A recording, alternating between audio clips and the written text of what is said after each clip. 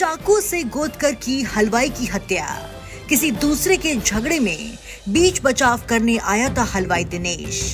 हत्या का CCTV footage आया सामने। हत्या करने के बाद सीसीटीवी को डैमेज करने आया हत्यारा। ये सीसीटीवी दिल दहला देने वाला है। ये सीसीटीवी आपके रोंगटे खड़े कर देगा। दिनेश अपनी जिंदगी पर रहम मांग रहा है, पर हत्यारा एक नहीं सुनता और लात घूंसे चलाता है।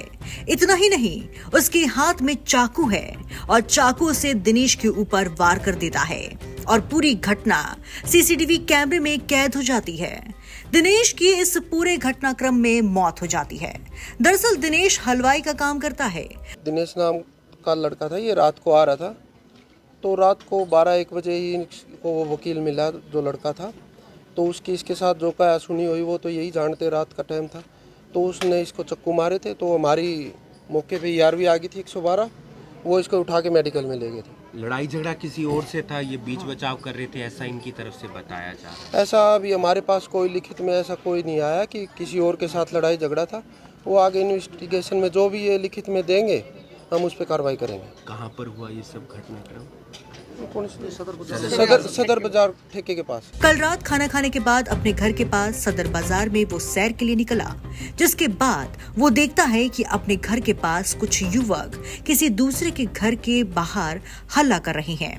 दिनेश की तरफ से बस बीच बचाव किया जाता है और कहा जाता है कि वो शांत हो जाएं और जो भी मामला है कल आकर सुलझा ले। लेकिन जो बदमाश थे उन्हें इस बात का गुस्सा चढ़ जाता है और उसके बाद वो दिनेश के साथ ही मारपीट शुरू कर देते हैं। ड्यूटी करके तो रास्ते में पूनम नाम की औरत है और वकील, और उसके साथ है रणजीत है नाम है ना, रणजीत नाम है। उन दोनों की आपस में लड़ाई होती। मेरे पापा वहाँ से गुजर रहे थे, तो इन्होंने मेरे पापा को मारा है वहाँ पे। मारने के बाद मेरे पापा भागते भागते यहाँ तक आया। उसके बाद मेरे पापा को यहाँ कुमार वाले गली के अंदर चाकू से बहुत ज्यादा मारा गया है। उन्होंने वहीं पे दम तोड़ दिया अपना, और अभी ये कह रहे कि कार्रवाई करेंगे, पर ये नहीं पता कब तक करेंगे। इंसाफ चाहिए हमें। अब लड़ाई किसकी थी?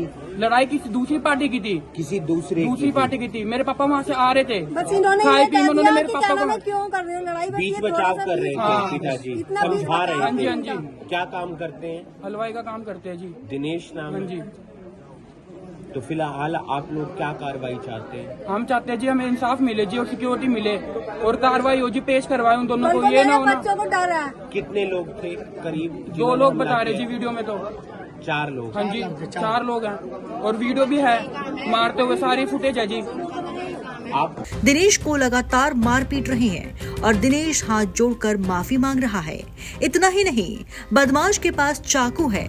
वो दिनेश के ऊपर चाकू से हमला कर देता है और उसके बाद मौके से बाइक पर फरार हो जाता है। फिर बदमाश को बाद में ध्यान आता है कि वहां सीसीटीवी है और उसे डैमेज करने के लिए जब वो आता है तो उसे डैमेज नहीं होता और वो मौके से फरार हो जाता है। ये पूरी घटना का सीसीटीवी कैमरे में कैद हो जाती है और इस घटनाक्रम में दिनेश की मौत हो जाती है। मेरे घर आए थे मैं लड़कों को मारने, पूरा 12 बजने में 15 मिनट बाकी था। तो भाई हमारे घर की लेट बंद थी, तो मेरे लड़के को नाम ले लेके गाली दे रहे थे। लड़का मेरा था ही नहीं, मेरे सिर पे आदमी भी नहीं है, तो मेरे को भी गंदी गंदी गाली बक रहे थे। जो बकने वाली गाली नहीं थी वो बक रहे थे। मेरी वो बोली मम्मी लेट जलाए। मैं कहा नहीं, इन्होंने बहुत नशा कर रखा, कोई बात नहीं, इनको हम सवेरे समझेंगे, बात करेंगे। ऐसे करते करते इन्होंने चक्कू मारा। इतना बड़ा चक्कू था, मेरे सारे दरवाजे की जाली अलहदा कर दी बिल्कुल ही। मैं करने दो, जो ये कर रहा करने दो। उसके बाद वो दिनेश नाम का और 1-2 लड़के और उसके साथ थे, वो कहने लगे भाई यहाँ तो भीड़ सी लग रही है। संजय नाम का लड़का है, एक हल्का है, उन्होंने मतलब कहा भी भाई तुम जाओ, ये तो सो रहे हैं दोनों लेडीज़, इनके घर में तो कोई आदमी है ही नहीं।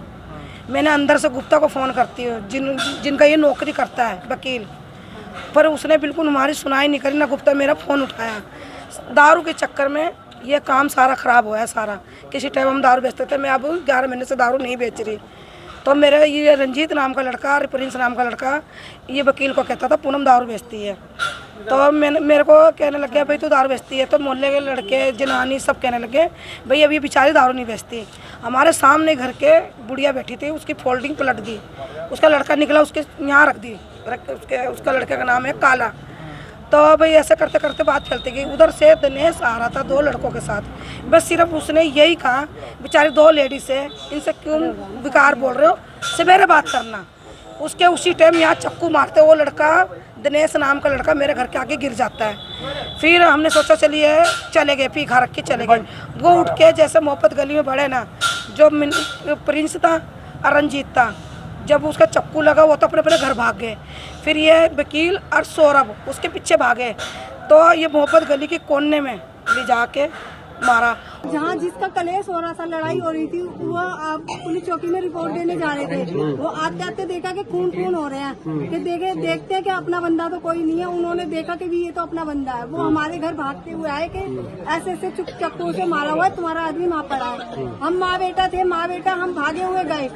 मेरे लड़के से उठानी पुलिस वाले की गाड़ी आ रही थी। हमने बोला कि क्या नाम है सर, ये अस्पताल तक पहुँचा दो। सर ने अस्पताल तक पहुँचाया, मदद करी। धारा 112 आई थी, मदद करी है उन्होंने। पर हमारे को अपने बच्चों की सेफ्टी चाहिए और मेरे बच्चों का क्लियर चाहिए। और जिनके साथ उन बदमाशों की लड़ाई हो रही थी, क्या वो भी आपके जानकार है? मेरा कोई मतलब नहीं है, ना मेरे बच्चों का मतलब, ना मेरे आदमी का मतलब, ना मेरा मतलब। हमें कोई किसी से बस वो बीच बचाव कर रहे थे। बस उन्होंने यही कह दिया कि ऐसा क्यों किसी को मार रहे हो। बस इतना कह के वो आगे निकल गए हैं और बाकी उन पे वार कर। कितने लोग थे? 4 लोग थे। एक का नाम रंजीत है, एक का नाम सौरभ है, एक का नाम प्रिंस है, एक का नाम वकील है। हुआ कहाँ पर ये पूरा घटनाक्रम? सदर बाजार में हुआ है। परिवार का रो रो कर बुरा हाल है। दिनेश ने कर्ज लेकर घर बनाया था।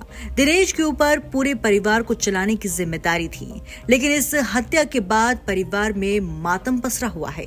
परिवार के लोग इंसाफ की मांग कर रहे हैं। बॉडी का पोस्टमार्टम हो गया है और पुलिस की टीम को शिकायत भी मिल गई है। देखना ये होगा कि इस मामले में पुलिस क्या कुछ कार्रवाई करती है।